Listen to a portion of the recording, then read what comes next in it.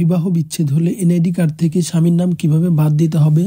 বিবাহ বিচ্ছেদের পর এনআইডি কার্ডে আগের স্বামীর নামের পরিবর্তে বর্তমান স্বামীর নাম কিভাবে সংযুক্ত করতে হবে? এই প্রক্রিয়াটি সম্পূর্ণ করতে কি কি কাগজপত্র লাগবে?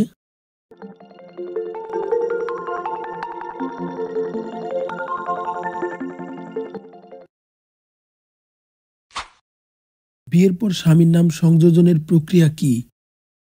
নিকাহনামা ও স্বামীর আইডি কার্ডের ফটোকপি সংযুক্ত করে আবেদন করতে হবে। একটি বিষয় লক্ষ্য রাখতে হবে, স্বামীর নাম সংযুক্ত করতে নিজের কিছু তথ্যাদি উপস্থাপন করতে হবে, যেমন নিজের স্থায়ী ঠিকানার প্রমাণপত্র, কর পরিশোধ রসিদ বা জমির দলিলপত্রের ফটোকপি, জন্ম সনদ ও ভোটার আইডি কার্ডের কপি, সাথে স্বামীর এনআইডি কার্ড ও নিকাহনামা প্রমাণস্বরূপ এই তথ্যাদি উপস্থাপন করতে হবে।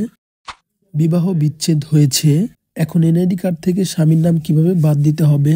বিবাহ বিচ্ছেদ সংক্রান্ত দলিল যেমন তালাকনামা সংযুক্ত করে আবেদন করতে হবে। এনআইডি কার্ড নিবন্ধনের সময় যে সমস্ত দলিলপত্রাদি উপস্থাপন করলে এবং সাথে তালাকনামা বাধ্যতামূলক লাগবে, তাহলে কাজটি দ্রুত সম্পূর্ণ হয়ে যাবে।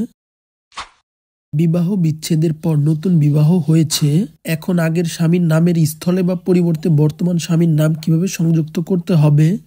প্রথম বিবাহ বিচ্ছেদের তালাকনামা ও পরবর্তী বিয়ের কাবিননামা সহ সংশোধন ফর্ম পূরণ করে আবেদন করতে হবে।